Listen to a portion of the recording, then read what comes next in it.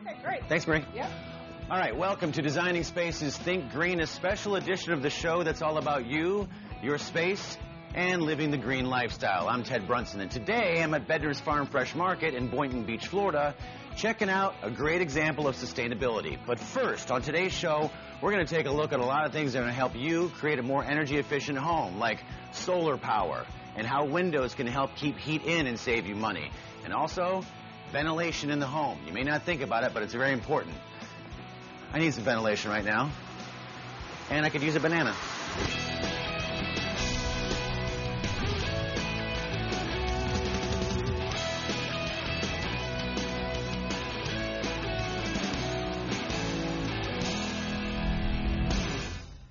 All right, so we're all familiar with the concept of solar power. Now, clearly this tractor does not use solar power yet, but you can get it in your home. However, there are a lot of questions people have, like what does it take to install it? What are the real benefits? What does it cost to keep it up? Well, all these questions and a few more are about to be answered right now by James Vaughn in Los Angeles, California. We've all heard about solar energy and how it will provide us with the power we need now and into the future. But what do you really know about solar panels and how they affect your home and lifestyle? Think Green reached out to one company, American Solar Direct, to ask questions and learn. If you're a homeowner with an electric bill, you can not only have a positive effect on the environment, but you can also see drastic reductions in what you're paying. We met Robert Evans from American Solar Direct at one home in Los Angeles, California, where they're now using solar panels for electrical energy.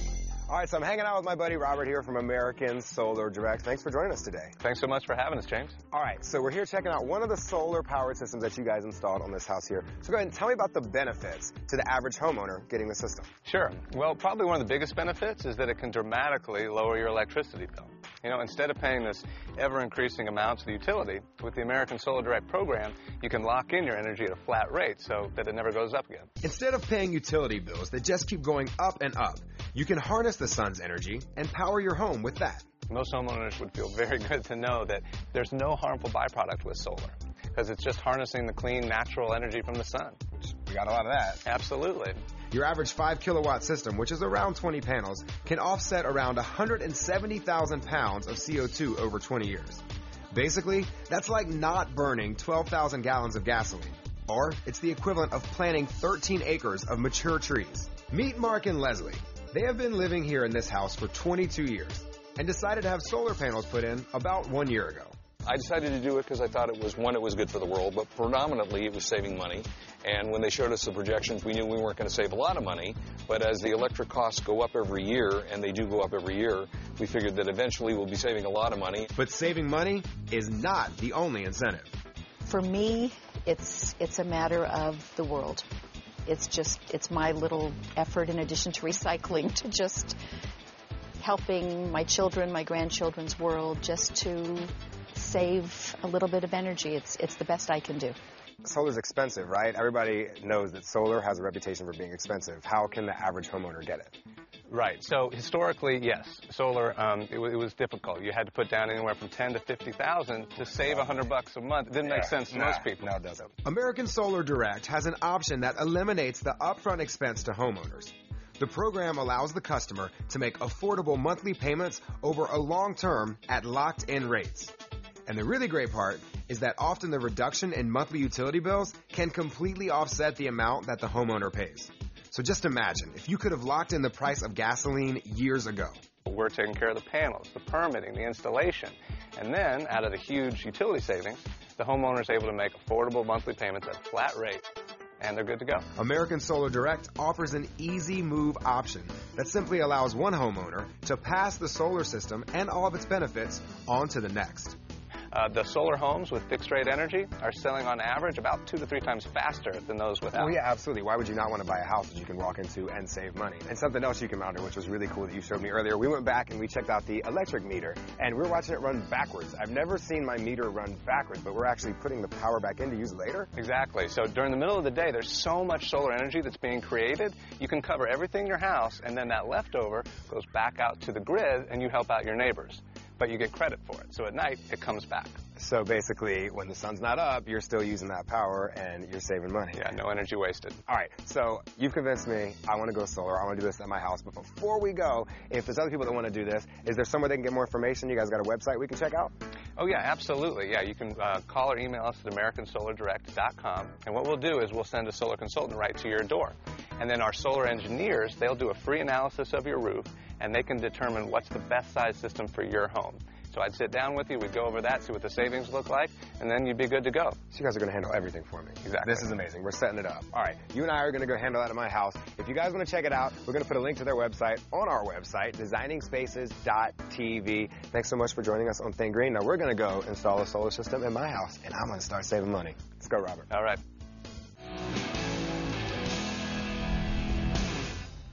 Well, oftentimes here on Think Green, we take a look at a home's efficiency, and it starts with insulation.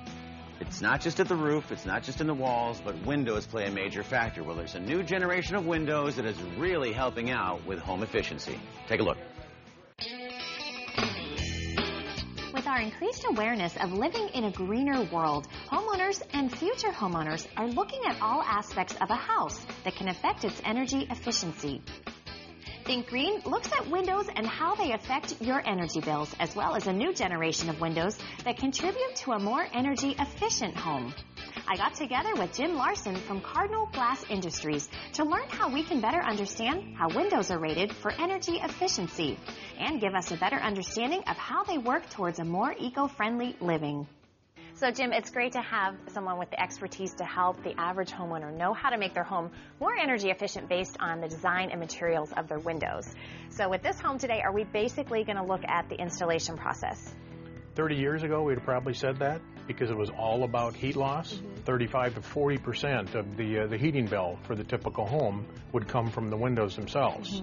We've got great technology and products available today that will improve that and cut down your heating bill. But the other thing that's happened is that we now air condition almost all of our homes everywhere around the country. And so you've got to balance out that heating side with the solar gain and the impact that has on that air conditioning bill. So now today, energy codes recognize the importance of efficient windows everywhere. You're required to have low U factors in the north, where heating loads dominated. You're required to have low solar heat gains in the south, where the air conditioning is the big deal. Yeah, and plus it saves people a ton of money, I'm sure, to keep their more homes comfortable. Energy efficient. All right, well, let's go take a look at the windows in this home. Okay.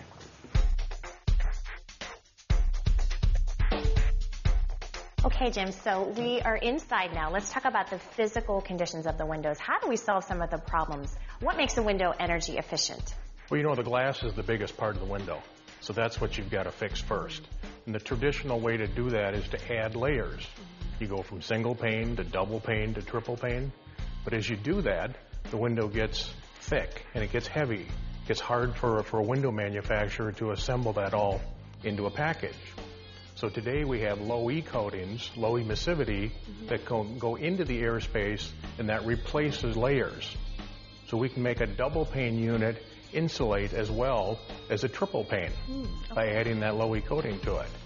Then if we put argon gas in there to replace the air, we can make it insulate like a quad pane. Now what does that do for the window? Well, now the window is warm in the winter. There's 1/4 the heat loss out the glass during cold weather.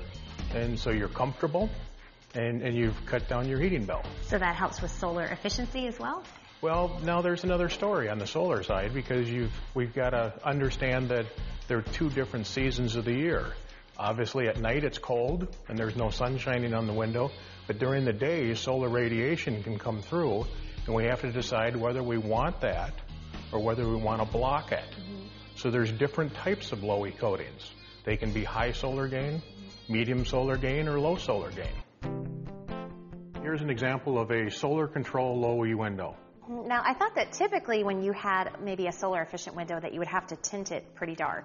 Well, that's the way you would do it with regular glass. But because this is double pane and it's got low E coating in there, we can tune the coating to allow the daylight to come through, but to block the solar heat.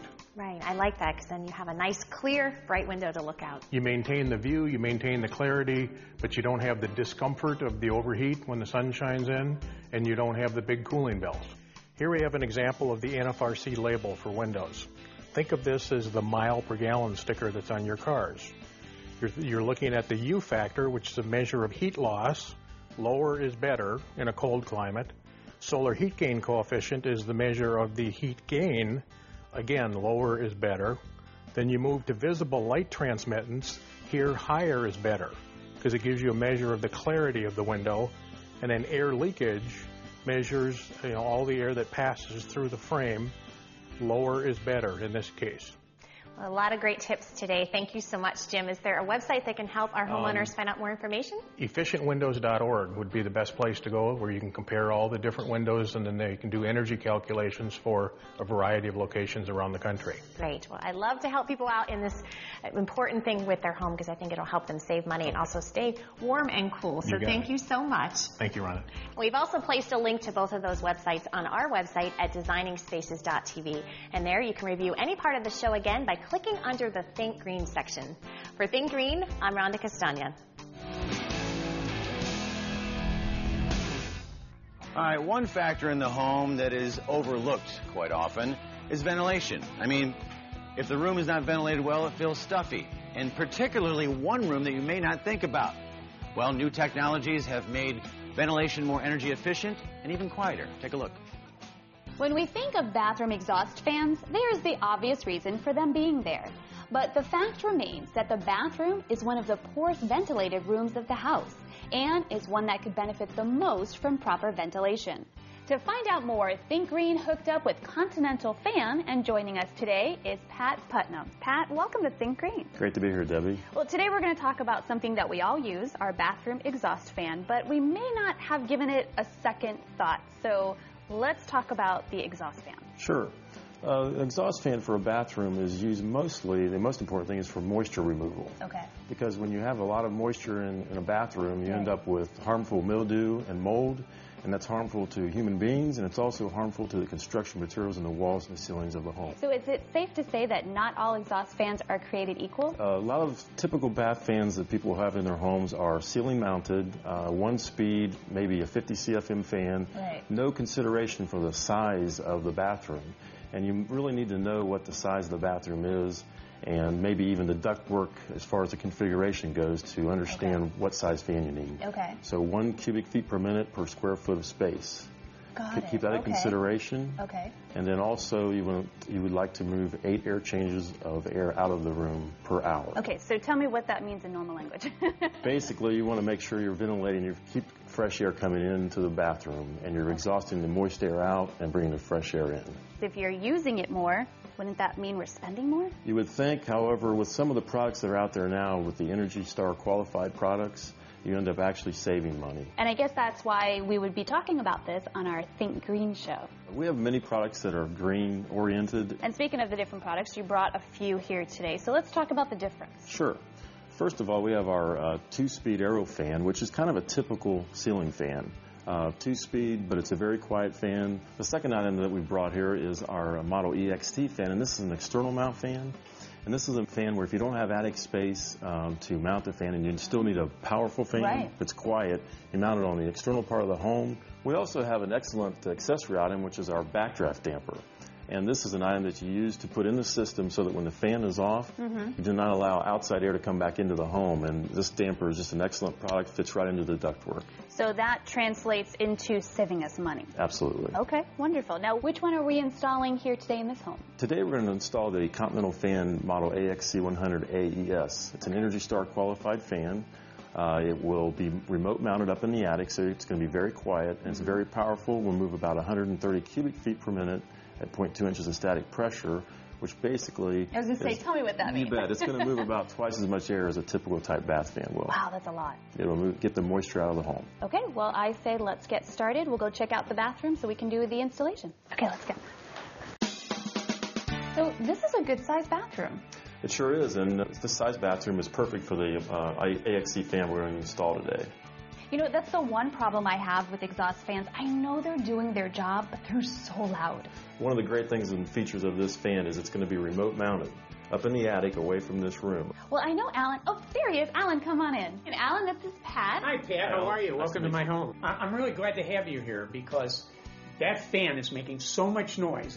It's really the number one complaint I get from everybody who lives here. And I don't even think it works. And I would like to be a little more energy efficient. I'm trying to make the whole house a little more energy efficient, you know. This exhaust fan is Energy Star qualified. It's going to be remote mounted, very quiet. If you can mount a ceiling fan and install one, you can install this type of fan. It'll do an excellent job for you. Oh, great. That's be great. Well, why don't we do it? Let's get started. This is an easy installation.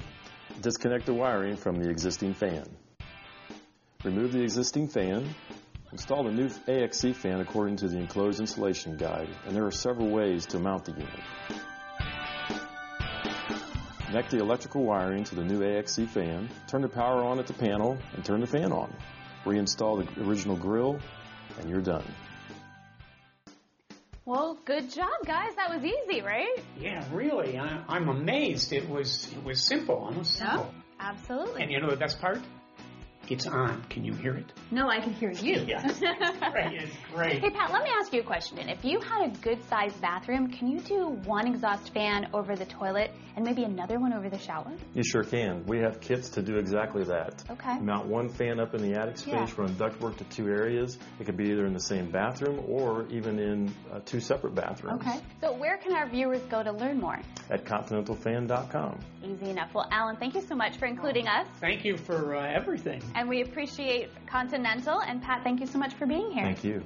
Well, we're going to have a link to their website on ours at designingspaces.tv, where if you miss any part of this segment again, you can view it or the whole show. Just in case, we don't want you to miss anything. A lot of important information here. For Think Green, I'm Debbie Marie. How we as individuals and families impact the environment starts in the home. New designs and materials are now available to make our houses more energy efficient and create healthier living spaces. Take a look. While many scientists refer to our home as planet ocean, fresh water is not always so readily available, and many see a need to start becoming water conservation aware. Homeowners are feeling the pressure to reduce water consumption and adopt more eco-friendly practices to ensure a supply of water for their communities. Now there is an alternative to maintaining a green lawn. We're here with Kyle Amon, president of Southwest Greens International. How you doing, Kyle? I'm great. Thanks for having us, Adam. Well, I'm really excited to hear about this product. I've heard a lot about it. I'd like to hear some more. What can you tell us about this green? This is for sure not your father's artificial turf. It's not the Brillo pad that you would use to scrub your dishes anymore. Of course. We've designed the product specifically for the family. We've put it from the field technology into the backyard. Now it's enjoyable for your pets, family, friends, all applications, whether it's bocce ball courts, tennis courts, residential lawns, batting cages, you name it, we can turf it. Once a homeowner chooses to install an artificial lawn, they can eliminate sprinkler systems, forget about fertilizing the lawn, and never have grass stains on your kids' clothing again. Just imagine the days where you had a muddy backyard or a backyard that had plenty of dirt in it and no turf. Right. You can just imagine the chaos that wreaks when those pets and kids come into the house. We have eliminated that. By having artificial turf, there's no muddy paw prints. There's no wet doggy paw prints anywhere. The children aren't tracking dirt into your house. And as far as weather conditions go, how does it hold up against rain, dry weather? It's an extremely resilient product. The drainage is really good. Obviously, if you have a natural lawn, it's functional whether it's too wet or it's too dry. Okay. If it's too dry, you've got to water it. You've got to use fertilizers. You've got to use pesticides to get it to grow. Exactly. If it's too wet, you can't get it to grow. It turns into a muddy mess, and then your house becomes a backyard. And once in place, there's no need for the keep off the grass signs. How would you go about installing something like this? It seems like it would take a lot of man-hours. Yeah, that's a great question, Adam. There's a lot involved in getting the product to look the way it looks right now, and it goes from the base preparation, which is taking out the organics, which could be leaves, dirt, debris, or it could be actually the natural sod that's down. Okay. Then you put your aggregate layer in, anywhere 4 to 6 inches, depending where you're at in the country. And then you'll lay your turf down, seam it, glue it with your seams, put in your infill, and then you get a product that looks just like this. Kyle, where can the viewers go to find more? They can go to our website at southwestgreens.com or visit us on Facebook.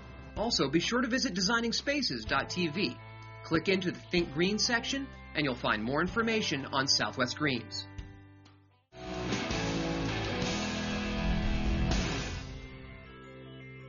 Okay, let's face it, we all want clean water, fresh produce, and a healthy ecosystem. We also want to find ways to lower our cost of living while maintaining an efficient household.